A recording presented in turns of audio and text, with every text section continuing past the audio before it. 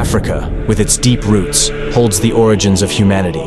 Intertwined with the biblical narrative, the Garden of Eden, a central theme in the Bible, suggests a connection to Africa. The presence of the Pishon, Gihon, Tigris, and Euphrates rivers alludes to a potential African location for this paradise. Following the flood, Noah's sons, Shem, Ham, and Japheth, became the ancestors of many African nations, marking a rebirth of humanity. Ancient African civilizations, such as Egypt and Ethiopia, stand as pillars of history, playing significant roles in biblical accounts. Egypt, frequently mentioned in the Bible, served as a refuge and a place of divine revelation. Moses, the revered figure of the Old Testament, was born and raised in Egypt, leading the Israelites in the monumental Exodus. Joseph, another prominent biblical figure, rose to power in Egypt and governed over the land. King David, renowned for his military triumphs and unifying the kingdoms of Israel and Judah, is also deeply ingrained in biblical tradition.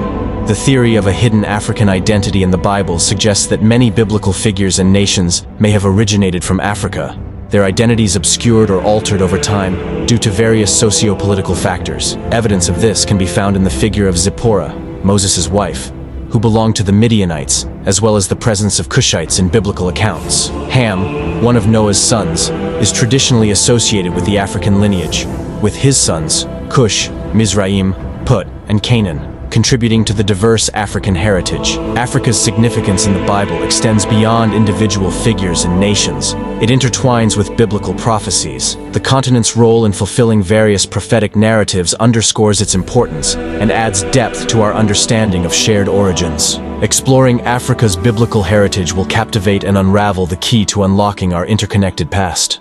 Were the original Hebrews dark-skinned or brown-skinned? If so, does the Bible say anything about that?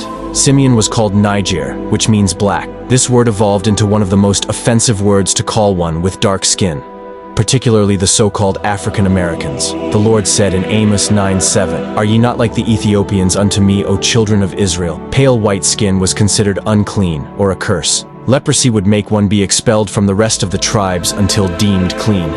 If they were not, they could not return. Leprosy was the appearance of the skin being pale or white. Gehazi and all his descendants were cursed with pale white skin. Miriam, Moses' sister, was cursed with pale or white skin. Moses was asked by the Lord to put his hand into his bosom and then take it out. It was turned pale white. This was a miracle performed so that he could tell the Hebrews, and they would have faith to believe in God. He told Moses to return his hand into his bosom and take it out again. His skin was as it once was, the opposite of pale white. There is no such thing as olive skin, which is what is now being pushed. Olives are green and black. Everyone refuses to say the people in that region were black. Many also argue the Bible refers to pale white people when the term ruddy is used. Ruddy does not and has never meant white. It refers to a reddish-brown skin tone, the same complexion the Hebrews, the Nazarites, and Egyptians had. The foreparents of the people who came to be known as the Hebrew Israelites were a dark-skinned, reddish-brown people even before people of pale skin entered the region. The Nazarites are used as an example to debunk the Israelites being black. Her Nazarites were purer than snow. They were whiter than milk. They were more ruddy in body than rubies. Their polishing was of sapphire. Purer than snow and whiter than milk referred to them being righteous in their moral character. Ruddy refers to their outer appearance, which was dark reddish-brown. There is a plethora of ancient art depicting the Israelites as they were, black. They are in the catacombs of Europe, in Russia, the Vatican, etc.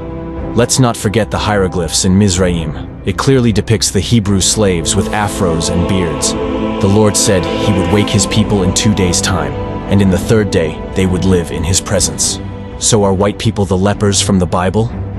This is what they don't want to ever be revealed. Leprosy back in the biblical era, and still today, sometimes turns parts, or all of the body white beige, even the hair white or blonde. It caused, mostly in the old biblical era, sores that ate away at the limbs and facial features, skin, cartilage, bone, and sometimes left the leper handicapped and disfigured.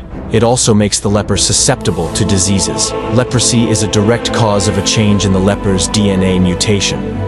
If the skin is pale, the hair is very light in color, and the eyes are any color other than dark brown or black, the leprosy has left the leper's body deficient in melanin, making the leper inferior to all other DNA, not superior. Melanin is one of the very important elements we all need in our bodies to fortify it. Further, Specific diseases of modern day, vitiligo and albinism, are merely different strains of leprosy. Leprosy has mutated over hundreds of years, just like many other diseases have done, and still do. They will tell you that they became white because of living in certain cold climates, and that beautiful brown people got their colors from living in hot climates, where there is lots of sun. Well, the truth is in the DNA and not in living in cold or hot climates. Blacks are born with their complexions already intertwined in their DNA. Don't believe me? Just look in the Bible, Leviticus 13:14 and Numbers 5. I guess that truth couldn't be tampered with like they've tampered with many truths concerning ancient history.